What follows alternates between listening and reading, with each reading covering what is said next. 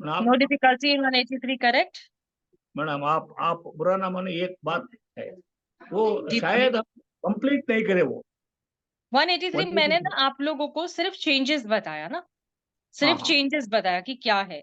Exact हम्म। अभी तक मैंने लिया नहीं है उसको, मैं जब लूंगी ना तो उसको फिर मैं अच्छा। डिटेल में लेती हूँ आपके साथ में। सिर्फ ओके। फिलहाल तो हम चेंजेस के ऊपर चल रहे हैं। चलिए अच्छी बात। मैं आपके साथ में स्क्रीन शेयर कर लेती हूँ, आप अपनी स्क्रीन को थोड़ा सा देख लीजिए। Okay, now coming to section, Sonia ma'am in the class. Yes, ma'am. Good evening. Yes, I'm good there. Evening, good evening, yes. ना yesterday I had a word with you ना, तो मेरे को पता नहीं है कि you're there or no. Yesterday there was a Yes, confusion about it. yes, ma'am. I am there, ma'am. You are there, okay, fine. चलो, let's begin. यस। ओके, आप अपने स्क्रीन पर देखो यहाँ पर, आप देख पा रहे हैं, to facilitate the speedy accountable criminal proceedings 184(6) के अंदर मेडिकल प्रैक्टिशनर जो होते हैं उन्हें report of examination of a victim, जो विक्टिम है, जो रेप के विक्टिम्स है।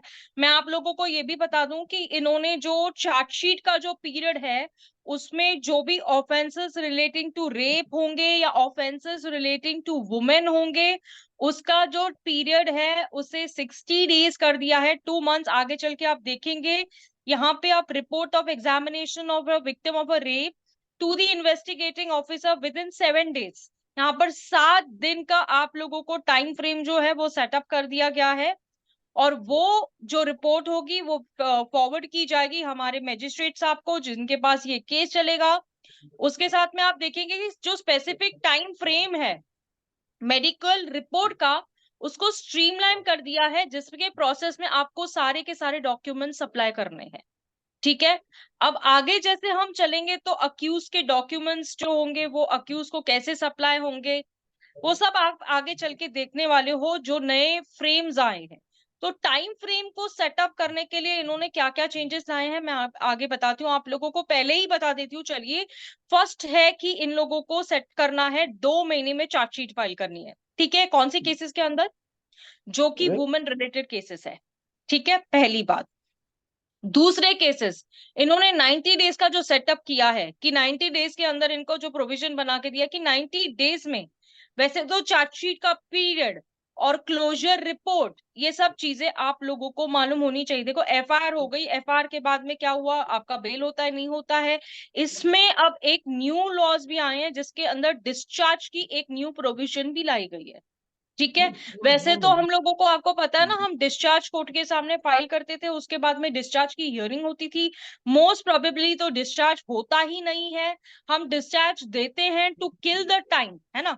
ये हमारी मोडस ऑपरेंडी होती है, every lawyer does it, it is not a big thing. Okay, चलिए, अब 184(6) के बाद हम आ जाते हैं आगे के सेक्शन पर 185। अब 185 में क्या बोलता है, ये यस 90 क्या है मैडम?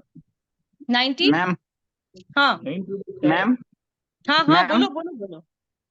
क्रिमिनल के किसी को मतलब किसी भी स्टेज में हम केस को डिस्चार्ज कर सकते हैं क्या? अरे देखो, अभी कैसे है ना कि अब इससे पहले कैसे होता है, वैसे तो हम डिस्चार्ज कभी भी लगा सकते हैं, नो डाउट है। ठीक है, लेकिन पहले के सीआरपीसी में क्या होता था कि चार्ज से पहले डिस्चार्ज लगाओगे तो थोड़ा बहुत कंसिडरेशन देते थे जजेस कि केस नहीं बन रहा है, मैटर नहीं बन रहा है, अक्यूज को डिस्चार्ज रिक्वायर्ड है, पूरा केस जो है एक्विटल का केस है, या जो केस किया गया है that is only the civil case, है ना। तो मोस्ट प्रोबेबली अगर ये पॉइंट पे देखेंगे तो वैसी बात है ना। तो देखो, एक्चुअली डिस्चार्ज तो ऐसे होता है कि जब चार्ज फ्रेम होता है उससे पहले हम डिस्चार्ज की एप्लीकेशन लगा देते हैं। ठीक है, उससे क्या हो जाता था, क्योंकि अगर हमारा चार्ज फ्रेम हो जाता है तो हम उसके बाद अगर डिस्चार्ज लगाने की करते हैं, सॉरी, अगर उसके बाद हम डिस्चार्ज लगाने की करते हैं तो उसके वजह से क्या होता है ना, जजेस एक ओपिनियन फॉर्म कर लेते हैं। ठीक है, आप देखेंगे कि बहुत सारे ऐसे केसेस है, बहुत सारी ऐसी साइटेशंस है जिसके अंदर क्या बोला गया है कि देखो, अगर ऐसी चीज है कि जहां पर आपके ऊपर जो है केस है वो फॉल्स इम्प्लीकेशन किया गया है, अभी जजेस को ना बहुत स्ट्रिक्ट रिजिड चलने के लिए बोला गया है। Now I tell you in today's matter, जैसे आप बोल रहे हो ना डिस्चार्ज को लेकर, आज भी जो जजेस है अनरेडी के मैटर्स चलाते नहीं है, वैसे के वैसे पड़े हुए रहते हैं। और उसके बाद इन लोगों को जो judicial magistrate first class officers आते हैं उनको ये भी नहीं पता है कि जो अमाउंट ऑफ फाइन करना है वो कितना करना है। There is lot of confusion. तो इसके लिए मैं आपको बता दूं, आप डिस्चार्ज बाद में भी लगा सकते हो, मैं ऐसे नहीं बोल रही हूँ, लेकिन अगर चार्ज से पहले आपने डिस्चार्ज एप्लीकेशन लगा दी है तो उसमें जो इंग्रेडिएंट होता है, जो क्रिमिनल इंसिडेंट होते हैं, ठीक है, वो प्रेजेंट है कि नहीं है, प्राइमा फेसी केस बन रहा था कि नहीं बन रहा था, अक्यूज के फेवर में है क्या, अक्यूज के पास वो सारे जो प्रूफ्स है, जो एविडेंसेस है, उतने फॉर्म में है क्या, that is to be decided. Okay, तो ये आपका क्वेश्चन ऐसे हो गया। ओके, आप डिस्चार्ज लगा सकते हैं, लेकिन जो डिस्चार्ज आपको दिया जाता है वो चार्ज से पहले डिस्चार्ज लगाओगे तो आपको उसका बेनिफिट थोड़ा बहुत मिलेगा, अगर मिलेगा तो। ओके, वरना डिस्चार्ज तो होता ही नहीं है। ठीक है, विदाउट ट्रायल तो जजेस छोड़ते ही नहीं है। ठीक है, चलो, any other question? No no, shall I proceed? चलो, Yes, 185 ma'am. introduces a several checks on the powers of the police while conducting a search. Firstly, the police officer is required to record the grounds of his belief for conducting a search at the place in the case diary under section 185(1). Further, any search conducted by the police officer shall be recorded through audio, video, electronic means. मैंने आपको पहले ही ये बात बताई थी कि अब देखो मैं आपको एक सर्च की बात बताती हूँ। देखो, एक एक केस बताती हूँ, रिमोटली आपको समझ जाएगा कि search warrant, search of a place, search. अब मैं आपको एक बहुत अच्छा केस बताती हूँ, recent case, newly subject to the case is come before the honourable court in Pune. Okay, एक लेडी है, ठीक है, समझ के लेना, बहुत इंपॉर्टेंट पार्ट मैं आप लोगों को बता रही हूँ। ठीक है, यहां पर अभी सर्च की बात की जा रही है। देखो, यहां तो पुलिस ऑफिसर सर्च कर रहा है, लेकिन अगर ऐसे केसेस होते हैं जहां पर आपको सर्च को लेकर मजिस्ट्रेट से एक कहीं ना कहीं ऑर्डर,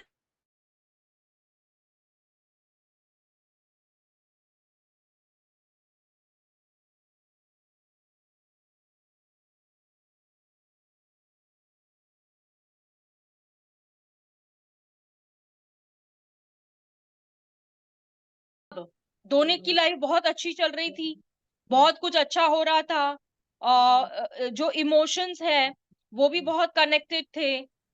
ओके, तो उस वजह से मैं आपको बता दूं कि यहाँ पर अगर वाइफ है तो बहुत सारे हस्बैंड्स क्या करते हैं ना, सारा पैसा अपने वाइफ के नाम पे ट्रांसफर कर देते हैं।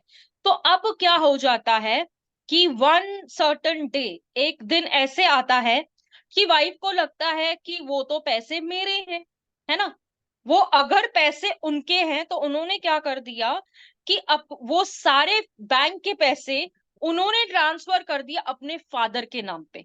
ठीक है, पैसे किसके कमाए हुए हैं? हस्बैंड ने कमाए हैं। किसके अकाउंट में डाला है? वाइफ के अकाउंट में डाला है। वाइफ ने क्या किया? उस पैसे को यूज करने के लिए, एंजॉय करने के लिए उस अकाउंट का जो भी पैसा था अपने फादर के अकाउंट में ट्रांसफर कर दिया। Okay here, okay here. उसके बाद में अब हस्बैंड के पैरों तले जमीन खिसक गई कि अरे बाप रे, ये क्या हो गया मेरे साथ, मैंने तो इतनी मेहनत से पैसा कमाया है, इतना सब कुछ किया है, मेरे पास तो कुछ नहीं बचेगा, मैं तो ऐसे हो जाएगा, कहाँ राजा बोस और कहाँ गंगू तेली, मेरी तो सिचुएशन बहुत पैथेटिक हो जाएगी। नाउ एट दिस कंडीशन और at this juncture what is the remedy to me? ठीक है, हस्बैंड भाग भाग के कोर्ट में जाता है, हस्बैंड पुलिस के पास जाता है, पुलिस उसको एंटरटेन करने के लिए तैयार नहीं है। पुलिस बोलती है कि ठीक है चलो हम एक काम करते हैं, हम तुम लोगों को जैसे थोड़ा बहुत पुलिस को एडजस्ट कर दिया, सर्च हो गया, लेकिन वहां पर भी पुलिस के ऊपर कहीं ना कहीं प्रेशर बन रहा था इस बात को लेकर कि आपके पास क्या, किस प्रोविजन में आप सर्च कर रहे हो। वो अपने पैसे लेकर गई है। अब आपको अब हस्बैंड ने क्या किया, उसको लेकर एक मजिस्ट्रेट के सामने प्राइवेट कंप्लेंट फाइल कर दिया, क्योंकि पुलिस उस केस में कॉग्निजेंस ले ही नहीं रही थी, पुलिस उसको हेल्प ही नहीं करी थी सर्च में। तो मजिस्ट्रेट के पास गया, वैसे तो आपको पता है इस बात की जो पुष्टि की गई है वो सेक्शन नंबर 97 और सीआरपीसी में था। अब कौन से सेक्शन में है आप आगे चल के आपको यहीं पता चल जाएगा। ठीक है, अब जैसे ही उसने एप्लीकेशन लगाई, कंप्लेन फाइल की कोर्ट के सामने, सर्च के लिए प्रेशर किया साहब को, साहब ने बोला कि देखा जाए तो वो उसका मनी है ना, इट्स हर मनी ना, वो कैसे यूज करना चाहती है, एंजॉय करना चाहती है। आप ये नहीं बोल सकते हो कि वो मेरा पैसा है तो आप उसको सर्च करके वो जहां पर भी है वो जो अकाउंट में सर्च जो भी ट्रांसफर्स हो रहे हैं उसको रोका जाए।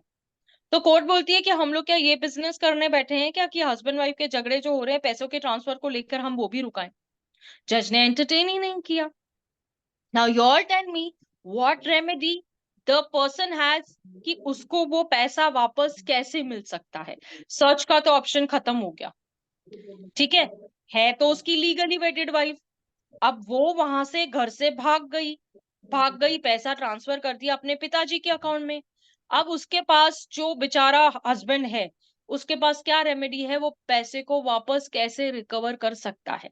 चलो this is a question to you all, बताना मुझे, वेरी इंपॉर्टेंट क्वेश्चन। ठीक है, चलो fine. Sonia ma'am the question is okay with you? Sonia ma'am in the class? No, she said no, I am there. Okay. Yes, ma'am, ma'am. clear. Yes, it's okay with me. Yes. Okay, this question I put to each one of you all. Think for it and then answer me. कि what remedy right now the husband is having. ठीक है? Court rejected on the ground that it is a money which is earned by husband but it is wife's money because it's in her account so she can enjoy the way she wants. जैसे एक पत्नी के account में पैसा है तो उसका मतलब पत्नी जैसे चाहती है उस पैसों को उस तरीके से एंजॉय कर सकती है जैसे वो चाहती है। तो आप मुझे ये बताएं कि जो बेचारा हस्बैंड है अब उसके पास क्या रेमेडी है, क्या कर सकता है वो उस पैसों को वापस घर ले आने के लिए या वापस अकाउंट में लाने के लिए। पत्नी के साथ में कॉम्प्रोमाइज नहीं हो सकता, पहले ही बता देती हूँ, तो ये फालतू आंसर बिल्कुल भी मत करिएगा मेरे सामने। ओके, पटा लो उसको, समझा लो उसको, no such kind of questions and answers are entertain by me. Okay, give me a legal answer. Ma'am, he has a severe remedy under Order 38, Rule 5 to freeze the account of the wife. On what ground? On what ground? Ma'am Severe- freeze क्यों होगा? Freeze नहीं होगा। One minute. Let him answer. No, 1 minute. Okay, he says for freezing the account under Order 38. Okay, 38, Rule 5. जैसे हम under तारीख Order में 38, Rule 5. To freeze the account of a wife. जी okay, already the account is जो पैसा है वो transfer हो चुका है, अकाउंट में 0 हो चुका है, अभी फ्रीज करके क्या करने वाली है पता नहीं है मुझे। ओके हाँ, पैसा जा चुका है, फादर के अकाउंट में जा चुका है। हाँ फादर के अकाउंट में जा चुका है, पैसा है नहीं। अब मुझे बताओ कि वो पैसा तो नहीं है, अब कौन सा अकाउंट फ्रीज करके भी क्या मिलने वाला है वो भी मुझे बताना। ठीक है, चलो थिंक फॉर इट, आपको टाइम देती हूँ। ठीक है, सोचते रहिए इस क्वेश्चन को, आगे बढ़ाती हूँ मैं आप लोगों को। देखिए यहाँ पर जो केस डायरी की बात की जा रही है, ये जो केस डायरी है ना, ये दिखने में बहुत छोटे अक्षर है। Search at the place in the case diary under section 185(1). Further, any search conducted by a police officer shall be recorded through audio, video, electronic means as per 185. Please off your mics, everyone. 185(2). Further, this section 185(5) makes the police officer accountable to send within 48 hours the copies to any record made in this regard to nearest magistrate empowered to take a cognizance of the offense. देखो यहाँ पर इन्होंने streamline कर दी है, वो जो भी search का पार्ट होगा, ऑडियो वीडियो रिकॉर्डिंग होगी। पहले मैं आपको बता दूं, ये केस डायरीज जो यहाँ पे बताई जा रही है by the police officer submit नहीं करते थे एक हफ्ते बाद, 15 दिन बाद, जहां पर मैजिस्ट्रेट को ऐसे लगता था, जब मैजिस्ट्रेट उनके ऊपर हैवॉक के लिए चिल्लाता था कि if you don't follow this I will take a action against you. फिर वो पुलिस वाला वहां पे मुंडी झुकाकर तो खड़ा होता है, लेकिन when the time comes, he is in a state of mind to bloody answer about it. Okay. After my so much of request, nobody is muting. Okay. तो यहाँ पर इन्होंने क्या कहा, 48 आवर्स का टाइम फ्रेम कर दिया, एक स्ट्रीम लाइन को फिक्स आउट कर दिया, कह दिया कि आपकी जो भी इन्वेस्टिगेशन हो रही है वो केस डायरी में लिखो और वो 48 आवर्स के अंदर हम लोगों को पहुंचाई जानी होगी। ठीक है, नियरेस्ट मजिस्ट्रेट ऑफ कोर्स सी बात है, जहां पर भी लोकल पुलिस स्टेशन होती है, जहां के मजिस्ट्रेट्स जहां पे होते हैं, तो वहीं तो आपको सबमिट करनी होती है। तो ये कौन करेगा, आप, मैं या वो पुलिस ऑफिसर? अगर ये पुलिस ऑफिसर वो 48, इसकी रिस्पॉन्सिबिलिटी लेता क्या? यहाँ पर तो हमने देख लिया, सेक्शन को भी पढ़ लिया, ठीक है, कि 48 आवर्स का एक स्ट्रीमलाइन तैयार कर दिया गया है, टाइम फ्रेम कर दिया गया है। इस समय में इनको जो केस डायरी है, वो जो ऑडियो वीडियो का जो इलेक्ट्रॉनिक मीन्स है, वो सारी चीजों को लिया क्या है, that is submitted to the magistrate before the nearest police station, जो नियरेस्ट आता है।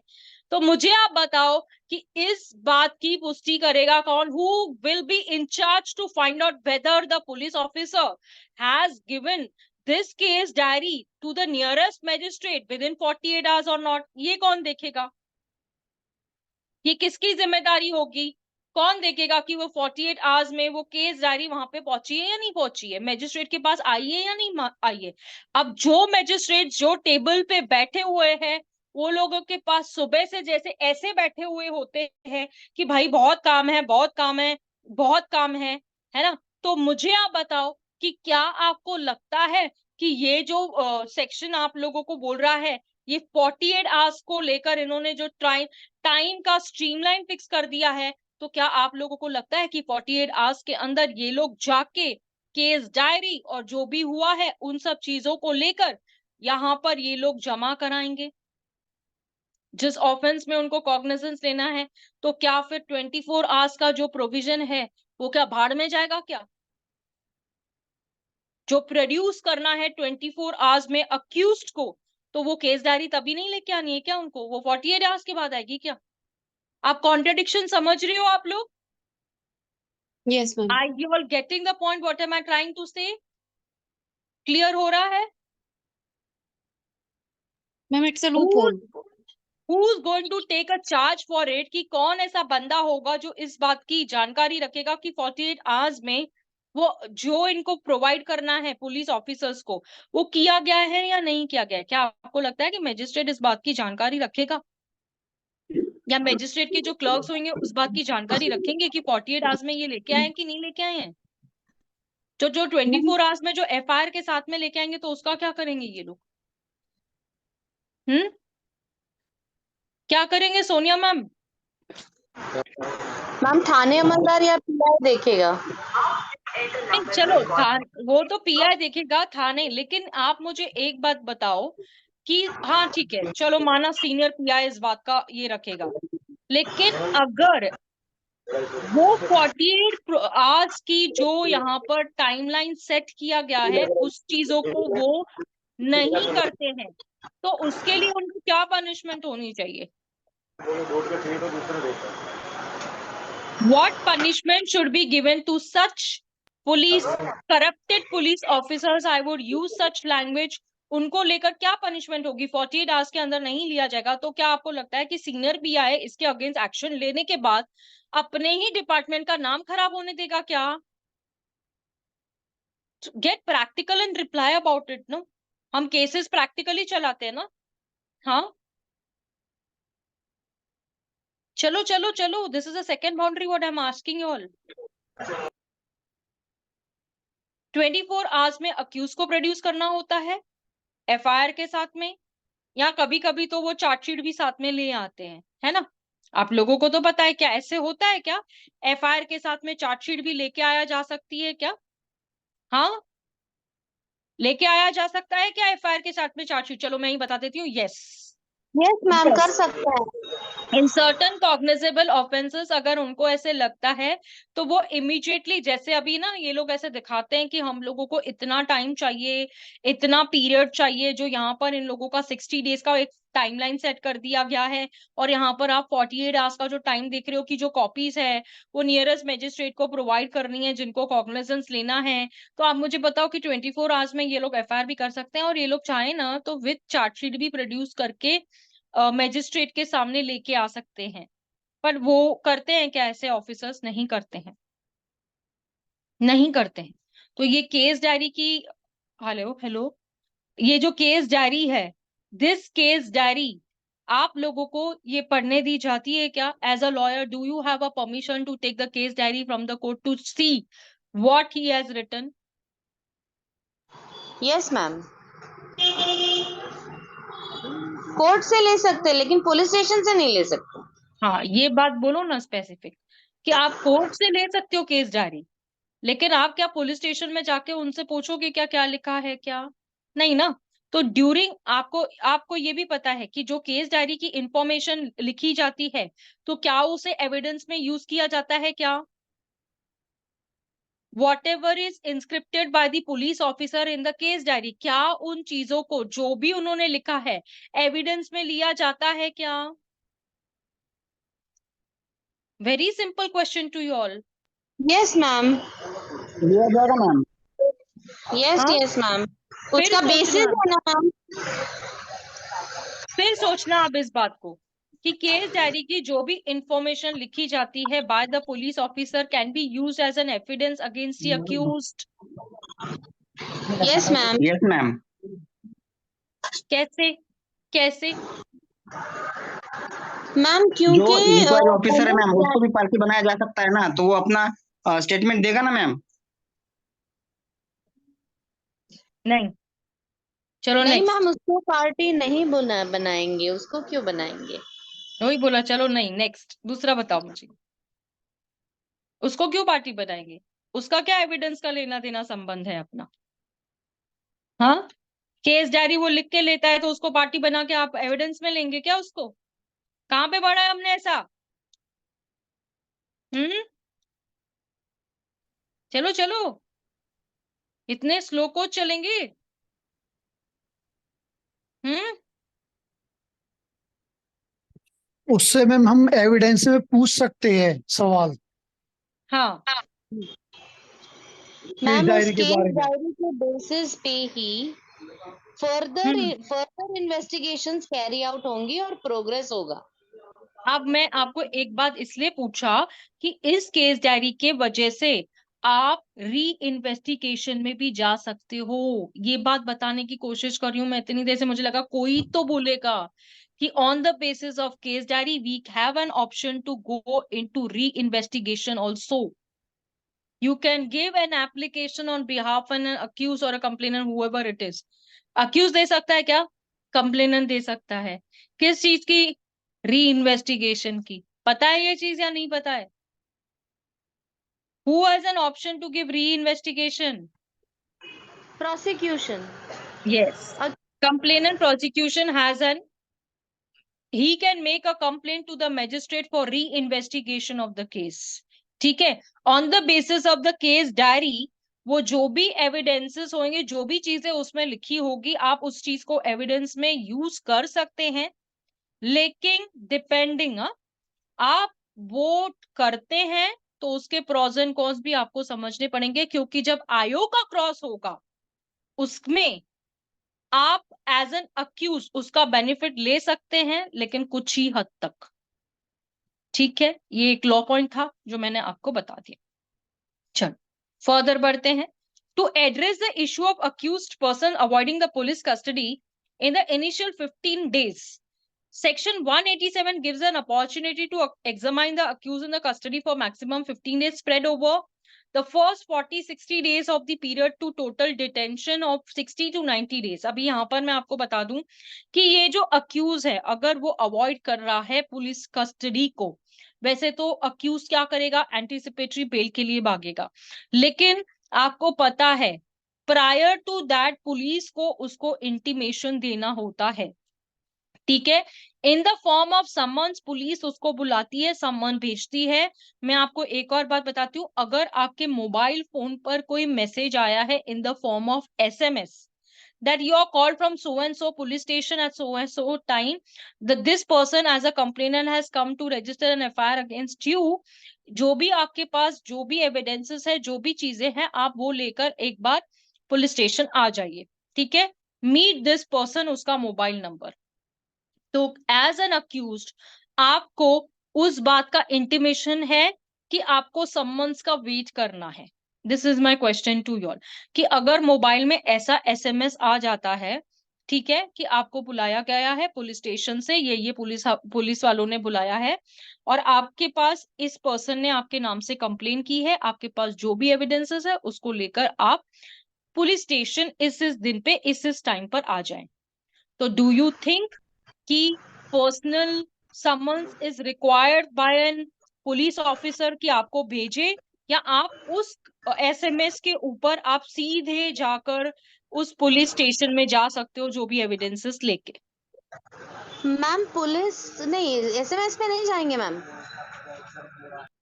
हाँ, लेकिन अभी ऑडियो वीडियो आ गया है ना। मैम लेकिन police will send you a summons या नोटिस आएगा, उसका वो जो Yes. आदमी है वो पर्चा लेके आएगा, आपको बोलेगा I am so and this is your copy, receive Yes. करो and you have to go then at that specified time. Okay, this was one. मैं आपको बता देती हूँ कि रिसेंटली मेरे साथ क्या हुआ है, मेरे एक केस की बात बता देती हूँ कि मेरे एक अक्यूज्ड को एक एसएमएस आता है जिसमें ये सारे डिटेल्स जो मैंने अभी आपको बताया वही सारे डिटेल्स उसके पास आए हैं। This is my case only, I am just giving you as an example. उसके बाद होता है कि उसने मुझे कॉल लगा कि मैम मुझे ऐसे ऐसे एसएमएस आया है, तो मुझे क्या करना है, मुझे पुलिस स्टेशन जाना चाहिए। ऐसे तो नहीं होगा कि पुलिस मुझे अरेस्ट करके चली जाएगी या ऐसा कुछ होगा, ठीक है। पुलिस ने नोटिस नहीं देते हुए पुलिस क्या कर रही थी, police was trying to trap him to get arrested, ठीक है। अब यहाँ पर हाई कोर्ट्स का ओपिनियन बहुत ओपन हो चुका है कि 24 आवर्स का नोटिस पीरियड जो है, तो 48 आवर्स का कर दिया गया है कि 48 आवर्स का जो नोटिस पीरियड है उनको सर्व किया जाएगा। उसके अंदर अगर वो नहीं आते हैं तो then you have a power to arrest that person. Okay, am I clear? नहीं ma'am, I didn't understand ma'am. I'll मुझे make भी you सामने understand. This is my मुझे भी recent case what I'm talking about. हाँ ma'am, मुझे भी आया है एक, मतलब क्लाइंट हाँ। को भी आया, मुझे भी आया है, लेकिन मैंने तुरंत उसको रिप्लाई कर दिया कि kindly send a physical summons, then we will both come. Now is that Okay. Right और हाँ। Should we go? No, kindly send. आपने अगर रिप्लाई कर दिया तो ठीक है। अगर मैं आप लोगों को बता दूं, आप अगर सम्मन्स भेजने के बाद भी अगर सम्मन्स नहीं भेजते हैं, आपने उसको रिप्लाई कर दिया कि kindly send the physical summons then I will appear before you, इस तरह का अगर हम लोग ने उनको मेल कर दिया या मैसेज कर दिया, जो भी हम लोगों ने कर दिया, तो उनको हम लोगों को पर्टिकुलरली सम्मन्स की जो कॉपी है वो बाय हैंड देनी है। बाय हैंड देने के बाद में उसका एक्नॉलेजमेंट लेंगे और उसके बाद आपको पुलिस स्टेशन जाना है। Otherwise what remedy you have, I will tell you. यहाँ पर भी मैं बता देती हूँ कि अगर समझो ऐसी परिस्थिति में हम लोगों को डर लग रहा है, हम चले जाएंगे तो पुलिस हमको अरेस्ट कर लेगी।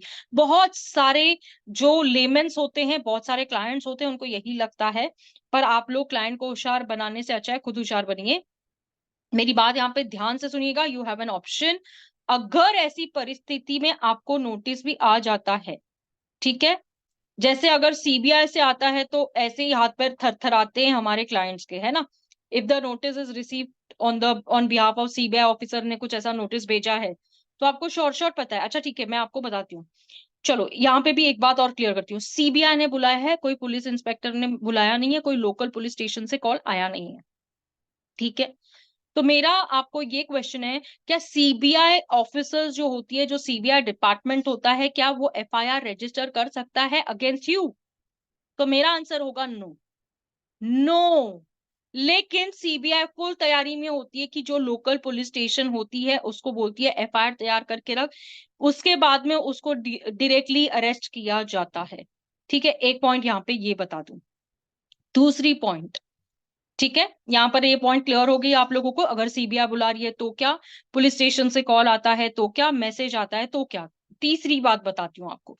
आप जो अक्यूज्ड है, जिसके नाम से सम्मन आया है, वो डरता है, वो जाता नहीं, ठीक है, ऑन बिहाफ ऑफ हिम आप जाते हो पुलिस स्टेशन में, ठीक है, आप बोलते हो कि क्या कंप्लेन आई है हमको दिखाओ, ठीक है, पुलिस वाले बोलते हैं हम आपको कंप्लेन तो नहीं दिखा सकते, ठीक है, आप पढ़ लो जो कंप्लेन है, आपको चाहिए आप लिख के जाओ, लेकिन उसकी फिजिकल कॉपी हम आपको नहीं दे सकते हैं।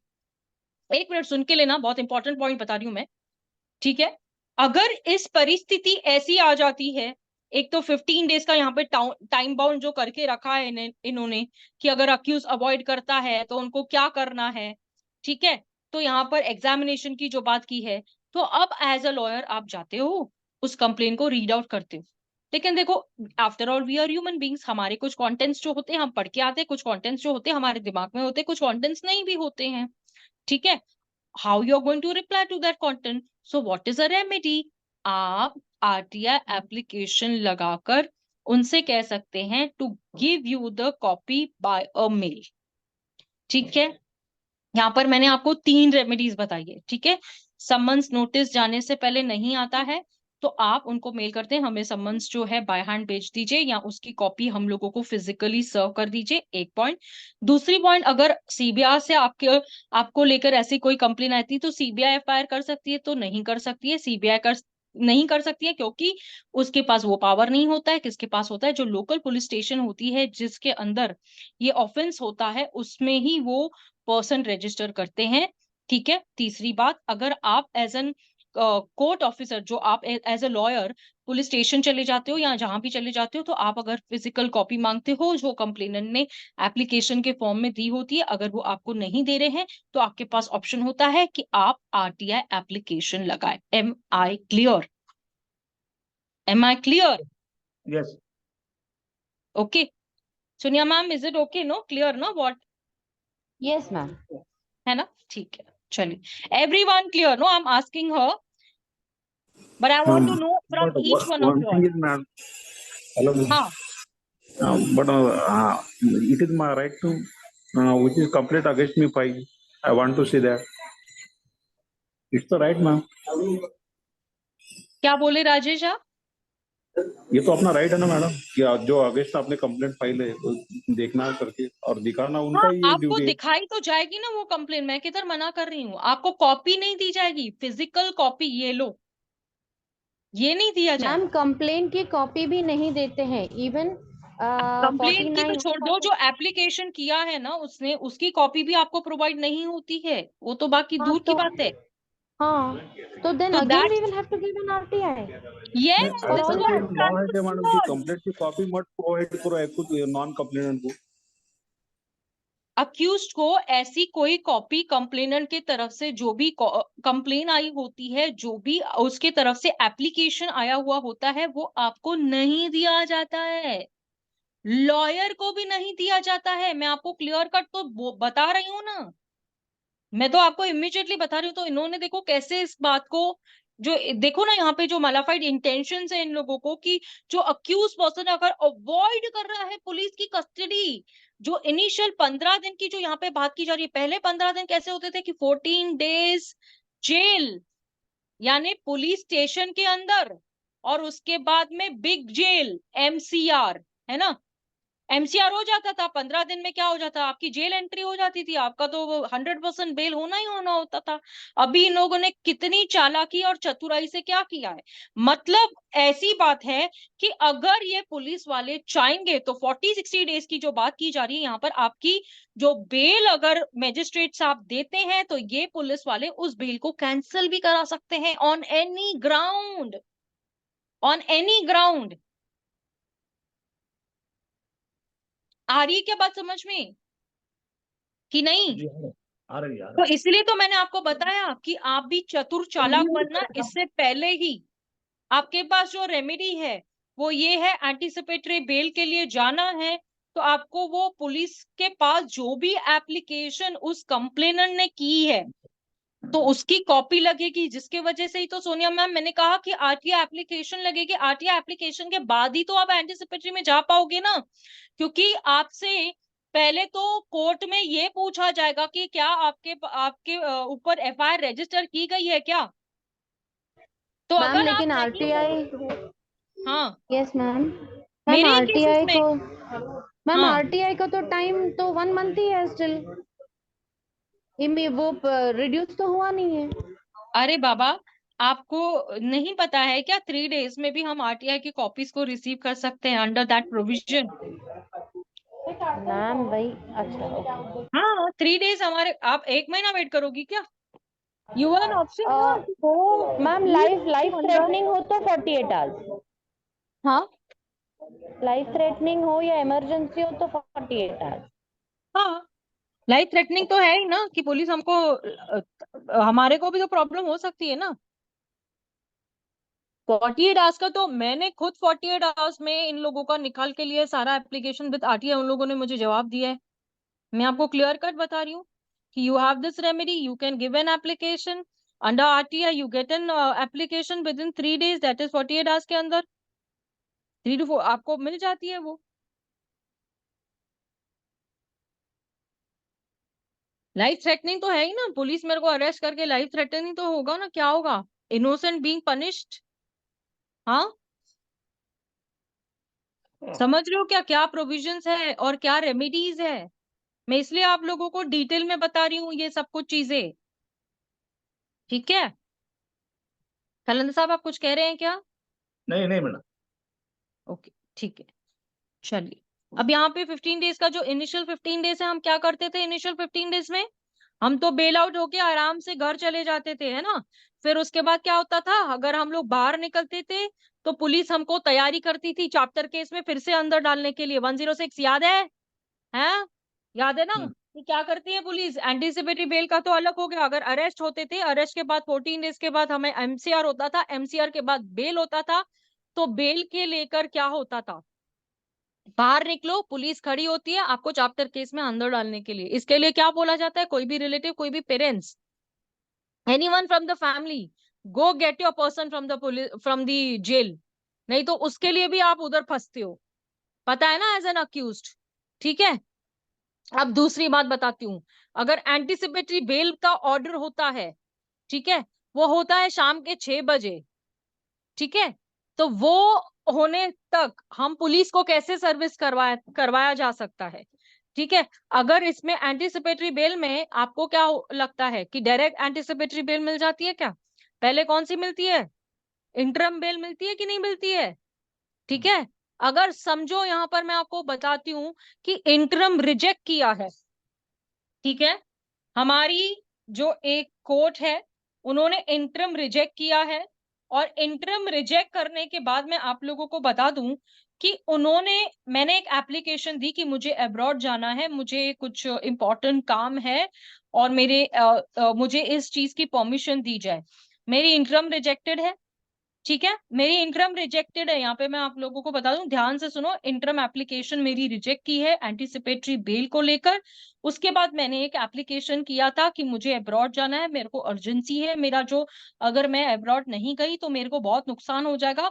I had given that application before the court. तो कोर्ट को क्या करना चाहिए, मेरी तो इंटरम रिजेक्ट हो चुकी है, तो क्या वो कोर्ट को वो जो एप्लीकेशन है वो अलाउ करनी चाहिए क्या? अलाउ करनी चाहिए क्या? चलो मैं बताती हूँ, मेरी अलाउ कर दी, मेरी अलाउ कर दी। चलो यहाँ पे सुन के ले लो, ये कान से बहुत इंपॉर्टेंट चीज बता रही हूँ। अगर मेरी वो application for travelling to abroad your UK US wherever I want to have been allowed to travel, तो दैट मींस व्हाट, कि वो जज को ऐसा था कि इंटरम उसे अलाउ करना था, बट उनका कुछ ईगो बीच में आ गया होगा, या उनको ऐसा कुछ लगा होगा कि मैं ऐसे कह दूं कि मैंने देना था, नहीं दिया, इसका मतलब क्या है कि वो मुझे फाइनल बेल तो ग्रांट करेगा ही करेगा, है ना। लेकिन एंटिसिपेटरी बेल, अगर इवनिंग 6 o'clock आपको ऑर्डर मिलता है, ठीक है, तो पुलिस को इस बात का नॉलेज आप कैसे देंगे 6 बजे जाके? हाँ, वो अगर बात तो आपके समझ गए। पास ऑर्डर की कॉपी नहीं है, ऑर्डर की कॉपी जो है वो आपके लॉयर के पास है, आपके पास ऑर्डर की कॉपी नहीं है, और पुलिस आपको अरेस्ट करके लेके जाती है, तो क्या होगा इस केस में? पुलिस को इस बात की जानकारी नहीं है बेल हुआ है, ठीक है। अब पुलिस तो इंटरम नहीं हुआ तो पुलिस तो अरेस्ट कर ही सकती है ना, अगर इंटरम रिजेक्ट हो जाता है तो पुलिस के पास फुल पावर है ना, वो कॉग्निजेंस ले सकती है ना, उस केस में आपको अरेस्ट करके लेके जा सकती है, क्योंकि आपको इंटरम बेल मिला ही नहीं है। तो आप क्या हो जाते हो, एब्सकॉन्ड हो जाओगे क्या, छुपते फिरते हो यहाँ वहां, जो भी चीज है मैं आप लोगों को क्लियर कट बता रही हूँ। तो मैं आपको पूछती हूँ कि इनकेस आपका इंटरम रिजेक्ट होता है तो पुलिस अगर आपको रिजेक्शन के पॉइंट पे तो लेके जा सकती है, लेकिन अलाउ होने के बाद ये जानकारी जो है वो एडवोकेट के पास है, और जो नॉर्मल जानकारी अपने क्लाइंट को पता है कि उनका बेल हो चुका है लेकिन उनके पास हैंडी ऑर्डर नहीं है, ऐसा कोई ऑर्डर नहीं है पुलिस को दिखाने के लिए, तो पुलिस क्या करना चाहिए, उस बंदे को बोलने पे कि मेरा ऑर्डर हो चुका है, मेरा बेल हो चुका है, उसके बाद भी पुलिस वाला अगर उसको अरेस्ट करके लेके जाता है तो क्या, तो क्या, चलो बताओ ना, say something, see I am very practical way I am taking your to the sections. Ma'am, we'll have to take order from wherever, whichever court. No, Sorry, order ma'am, is with the, evening में बोला ना आपने, yes, yes, evening yes. में बोला, तो you inform the police will come with you to prison, and prison के बाद you have to give it to the superintendent, who will release you. हाँ, correct correct. If this is the case, अगर police आपको arrest करके लेके जाती है तो वहां के जो भी सुप्रिटेंडेंट ऑफ पुलिस होगा वहां का, आप उस ऑर्डर की कॉपी उसको बाद में देंगे, आपको वहां से इमीडिएटली रिलीज किया जाएगा। ठीक है, ठीक है, okay, this is the thing what I want to make you all understand practically. Okay, चलो अब सेक्शन की तरफ भी थोड़ा सा ध्यान लगाओ। जैसे 15 डेज की पॉइंट मैंने यहाँ पे पीसीआर की पॉइंट भी बता दी, एमसीआर की पॉइंट भी बता दी, एंटीसिपेटरी बेल भी बताया, इंटरम भी बताया, फाइनल भी बताया, इसमें क्या लूपहोल्स है उसको भी मैंने क्लियर कर दिया। ठीक है, ठीक है, अगर आप मेरे लिए एक थम्स अप दे सकते हैं कि okay everything is clear by your side, तो मुझे ये समझ में आएगा कि मैं जो सिखा रही हूँ आप लोगों को समझ आ रहा है। यस मैडम, समझ आ रहा है मुझे, ये नहीं मिलता, मुझे नहीं करने आता मुझे। हाँ ठीक है, ठीक है, आपने बोल दिया बस हो गया मेरे लिए, that's much more enough to me. Okay, a single message also would help me to know that yes. Okay, okay. Rest others. Okay, okay, okay. I could say that yes. Okay, chalo. Further बढ़ते हैं.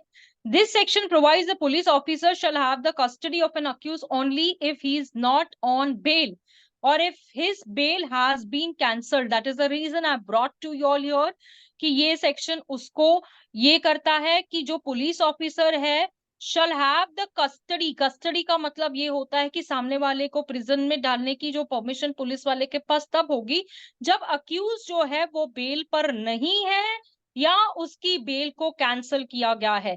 तो मैं आपको यहाँ पे practical बात बताती हूँ कि अगर बेल कैंसलेशन की पॉइंट कौन करेगा, बेल कौन कैंसिल करवा सकता है, कंप्लेनेंट जो है जिसने बेल को जो ये है वो उसने वो कैंसिल करा सकता है या कि पुलिस कैंसिल करा सकती है, कौन कैंसिल करा सकता है, प्लीज। यस, क्योंकि कंप्लेनेंट का काम कौन कर रही है, पुलिस कर रही है, तो पुलिस के पास पावर क्या है यहाँ पर, अगर बेल को कैंसिल कराना है तो पुलिस यहाँ पे बोल सकती है कि हम लोगों को ये चीजें जो है हम लोगों को इन्वेस्टिगेशन करनी होगी, अगर इसकी बेल कैंसिल नहीं होती है तो हम लोगों को बहुत प्रॉब्लम होगा, तो उसको लेकर कैंसिलेशन की एप्लीकेशन दी जाएगी। It is depending upon the description of the court whether to cancel the bail और नॉट। ओके, चलो यहाँ पर कैंसिलेशन की बात पे और एक बात बताती हूँ। समझो कि यहाँ पर 138 की प्रोसीडिंग्स है, ठीक है, 138 की प्रोसीडिंग्स के अंदर जैसे नेगोशिएबल इंस्ट्रूमेंट एक्ट, चेक का केस होता है, सेमी सिविल सेमी क्रिमिनल, आप लोगों को तो पता ही होना चाहिए।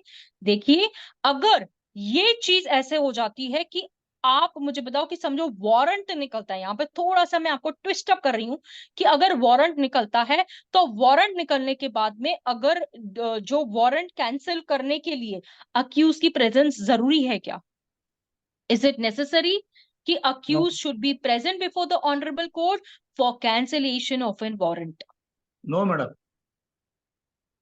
In his absence, a warrant can be cancelled. Okay, Skalandar साहब, it is true. Yes, Show me the citation about it. ठीक है, थोड़ा sidetrack किया, sorry, just to inform.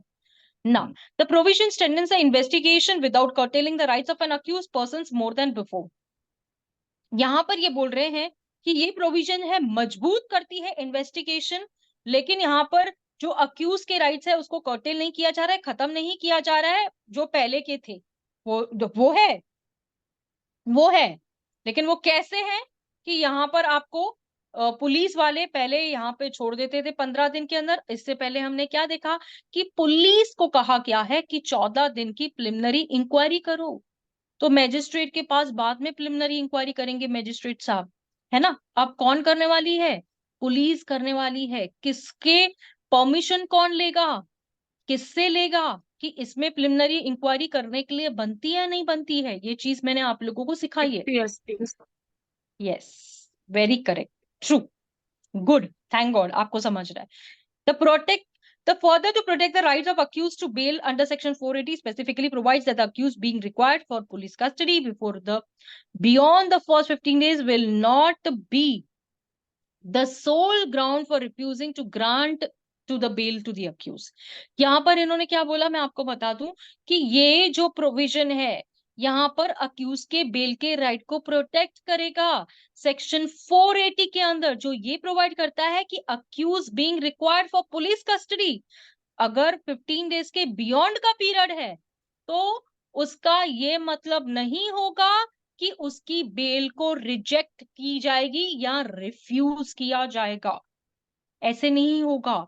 Even the magistrate should keep a कीन आई, अगर magistrate के पास power है ना। अब यहाँ पर मैं आपको एक छोटा सा क्वेश्चन पूछती हूँ between a point.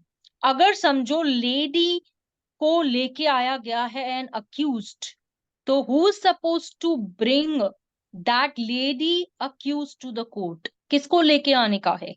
Lady officer. Lady officer. Lady officer, उसको लेडी Yes, ऑफिसर बोलते हैं क्या?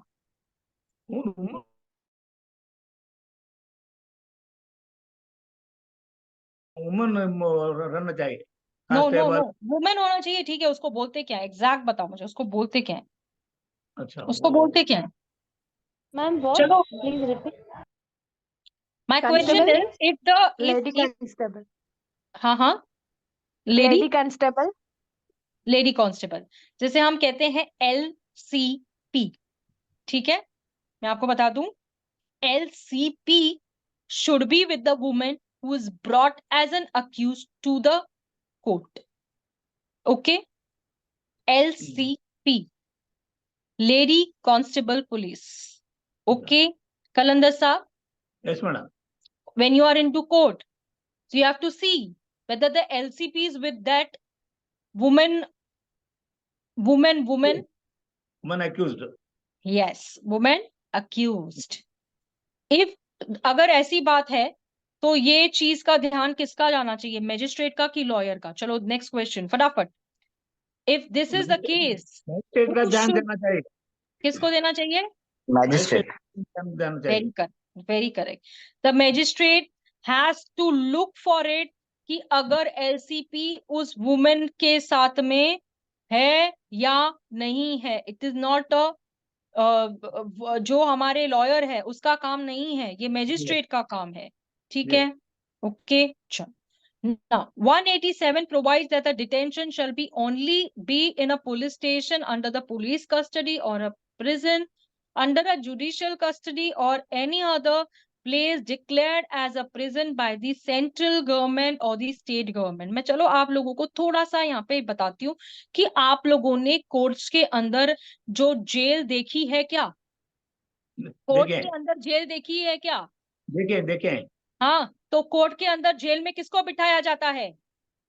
यहाँ पर ये बोला जा रहा है कि डिटेंशन का मतलब ये है वो पुलिस स्टेशन जहां पर पुलिस की कस्टडी में रखा जा सकता है, वो प्रिजन, या वो जुडिशियल कस्टडी जो कि प्लेस डिक्लेयर की गई है सेंट्रल गवर्नमेंट या स्टेट गवर्नमेंट ने, ठीक है। माना। आपको पता है संजय दत्त बॉम्बे के एक जेल में था, ठीक है। वो जेल छोटी थी बॉम्बे की, पता है आप लोगों को वो कौन से जेल में था? बॉम्बे के कौन से जेल में था? हाँ, विनायक हाँ, आर्थर रोड पे था। तो that jail was very small, that is why he was transferred from that jail to capsule. हाँ, कैप्सूल आकार का सेल था वो। हाँ, नहीं नहीं नहीं, मैम, मेरा क्वेश्चन क्या येरवड़ा, है, अर्थर जेल के येरवड़ा बाद में जेल। उसको चेंज, हाँ, he was shifted to Yerwada jail in Pune, ठीक है। तो ऐसी जेल भी होती है जहां पर अगर क्रिमिनल्स होते हैं, जो आप लोगों ने उसकी स्टोरी देखा होगा कि वो ऐसे बता रहा था कि पानी छोड़ा गया था, करंट छोड़ा गया था, चूहे छोड़े गए थे, I don't know what it was. तो उस पोजीशन में इन्होंने जेल का वो जो है उसका ये चेंज कर दिया। वो वहां पर अर्थर जेल में था, वो जेल छोटी थी, because he was a very big criminal and the charges against him, दो उसके जो टाटा के चार्जेस थे, जो भी चार्जेस थे उसके, वो कम कर दिए गए थे, लेकिन फिर भी उसको वहां से यरोड़ा जेल ट्रांसफर कर दिया गया। तो what is the reason behind jail? तो इन्होंने सीधा सीधा बताया ना कि डिटेंशन का मतलब तो पुलिस स्टेशन होना चाहिए, पुलिस कस्टडी होना चाहिए, प्रिजन होना चाहिए, जुडिशियल ऐसा नहीं, कस्टडी होना चाहिए।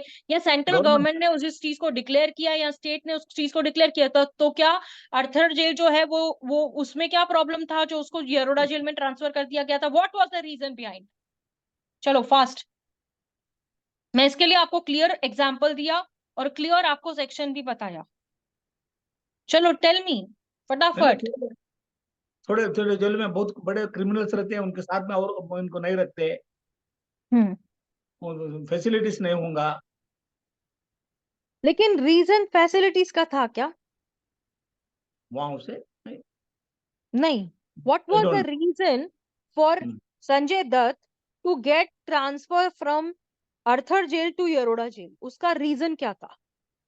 मेरा ये क्वेश्चन है, क्योंकि यहाँ पर तो देखो सीधा सीधा बात बोल रहा है ना, डिटेंशन जो कि जेल की बात की जा रही है, पुलिस स्टेशन बोला जा रहा है, पुलिस कस्टडी बोला जा रहा है, प्रिजन बोला जा रहा है, जुडिशियल कस्टडी बोला जा रहा है, या एनी अदर प्लेस जो कि सेंट्रल और स्टेट गवर्नमेंट डिक्लेयर करती है। तो Arthur jail is not a jail award, जहां पर उस प्रिजन में उसको तो पहले रखा गया था, काफी टाइम वो वहां पे था, उसके बाद उसको ट्रांसफर शिफ्ट क्यों किया गया? मेरा ये क्वेश्चन है आप लोगों से,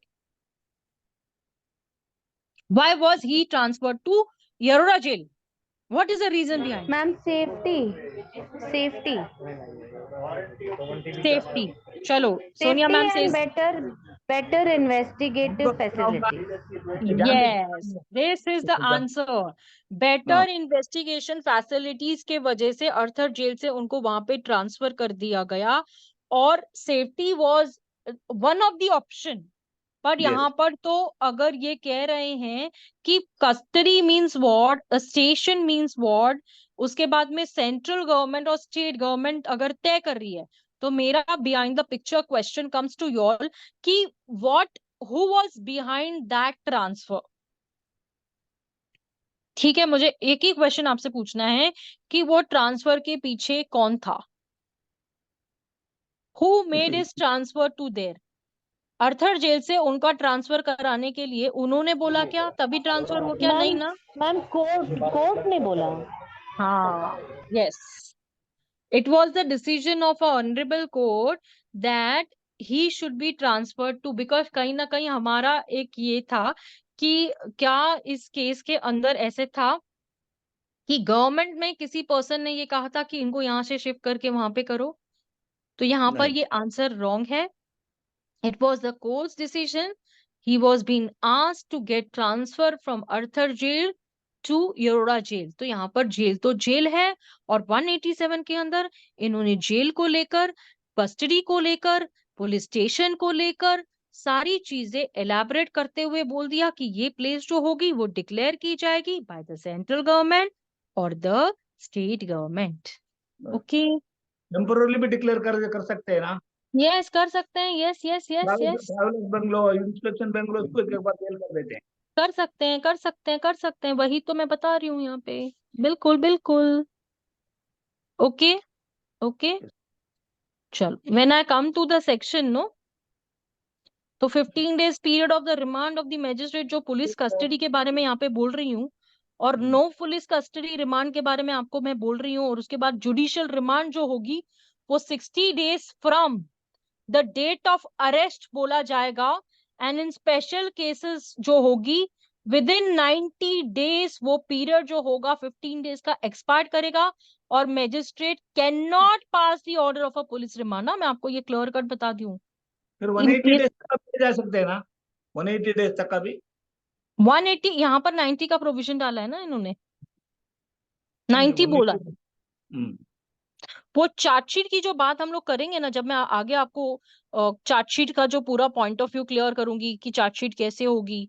और देखो अगर हम लोग ऐसे देखेंगे तो जो बेल के प्रोविजंस है जो कि अवेल किए गए हैं, तो रिलीज हो या डिफॉल्ट बेल हो, जो स्टिपुलेटेड टाइम यहाँ पे बताया गया है इन्वेस्टिगेशन का, या रिलीज करना है डिफॉल्ट बेल पर या कंटिन्यू करना है उसको, तो अक्यूज जो है वो बेल को लेकर जो पेंडेंसी चल रही है, तो सब्सिक्वेंट ये लोग क्या करेंगे, चार्जशीट को लेके आएंगे और उसके साथ में कोर्ट से एक्सटेंशन लेंगे जो प्रोसिक्यूशन होगी कोर्ट में। ठीक है, तो जो ये चार्जशीट होगी ये क्या होगा, चैलेंज होगा उस बेल की रिजेक्शन को लेकर। ठीक है, जो कि वो हायर कोर्ट में पेंडिंग है। तो जहां भी अक्यूज फेल होता है अप्लाई करने के लिए डिफॉल्ट बेल, तो उसका राइट जो है अक्यूज्ड का वो क्या हो जाएगा, कहीं ना कहीं रिड्यूस हो जाएगा। तो एक्सटेंशन को लेकर यहाँ पर मैजिस्ट्रेट जो है डिफॉल्ट बेल को लेकर लेके आएंगे। तो मैजिस्ट्रेट को यहाँ पर लिबर्टी है, जो डिफॉल्ट बेल की लिबर्टी है देने के लिए, कि वो जो मैजिस्ट्रेट है जो कॉग्निजेंस ले रहा है, तो वो टाइम ग्रांट कर सकता है कंप्लीशन जब तक इन्वेस्टिगेशन हो, या फिर जो अक्यूज है जिसको रिलीज किया गया है अंडर, जैसे हम लोग सीआरपीसी में पढ़ते थे, आप लोगों को तो पता ही है 167 के सेक्शन में हमने क्या क्या नहीं पढ़ा था, है ना, डिफॉल्ट बेल को लेकर हम पढ़ के आए हैं ना,